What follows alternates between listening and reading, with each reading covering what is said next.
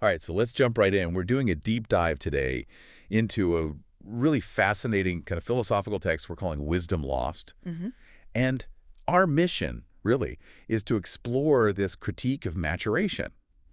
Why growing up seems to mean trading this effortless lightness for, well, for a kind of crushing gravity. Yeah, that's a good way to put it. And the place we have to start, I think, is this really profound observation from the source.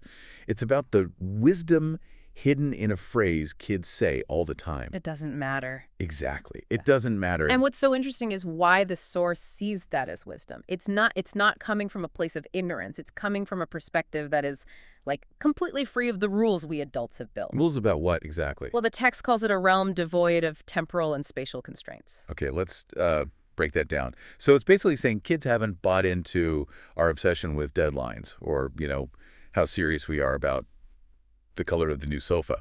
Precisely. They're living in our world, sure, but they still have one foot in this preceding reality, a reality that exists before all of our adult illusions get layered on top. So they can see what's actually important versus what's just our own manufactured drama. Right. They see the human-made problems for what they are. But that connection, it tends to fade for most of us. It really does. As we mature, we start to feel this pull. Yeah. The source calls it a gravitation towards gravity and severity. Yeah. Everything just starts to feel heavier. It does. And the text is clear that this isn't passive. It's not something that just happens to us. Our whole trajectory after that initial spark is, in our hands. So it's a choice we make as we mature. It's a huge choice. Yeah. Do you hold on to your unique perspective, or do you start to assimilate, to adopt the perspectives of everyone else? Okay, but I have to push back a little here. Don't you need some severity to grow up? Yeah. I mean, if a kid says, it doesn't matter when you talk about paying the bills, Yeah. it's not wisdom, that's just... Irresponsibility. Right, so where's the line? And that's the tension, isn't it? The source isn't arguing we should abandon all responsibility. It's saying we embrace unnecessary severity.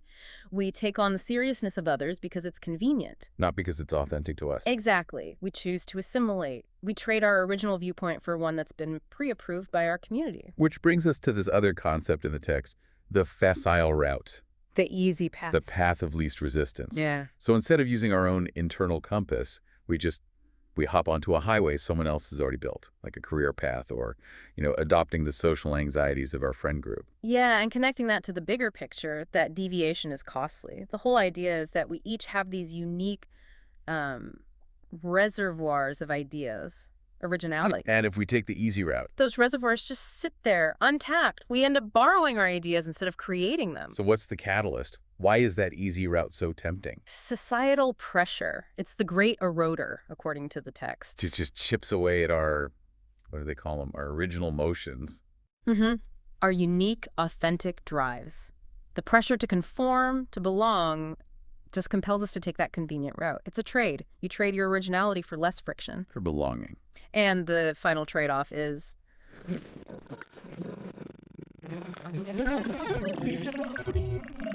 because we've voluntarily taken on the weight of the group's anxieties, that lightness gets replaced by these earnest endeavors toward collective consciousness. Which is a fancy way of saying everything suddenly feels incredibly important and serious. Yes, because you're carrying the perceived seriousness of everyone else, even if it's completely made up. So after all this, the question we have to ask is, why?